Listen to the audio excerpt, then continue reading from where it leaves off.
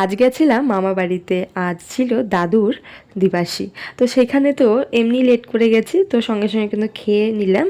আর খাওয়া খেতে খেতে তারপরে বেশ বিকেল হয়ে গেছে, তখনই কিন্তু মনে হলো যে একটু পার্কে নিয়ে যাই।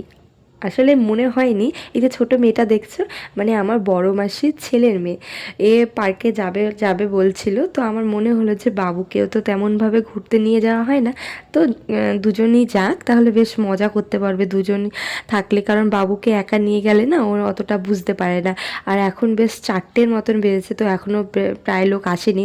তোমরা ভিডিও শেষ অবধি দেখলে বুঝতে পারবে যে ওরা খেলছে খেলছে, অনেকক্ষণ পরে অনেক ছেলেমেয়েরা এসছে ছোট ছোট, ওরা কিন্তু এরকম তারপরে খেলছিল, কিন্তু তখন কিন্তু কোনো লোক আসেনি তেমন।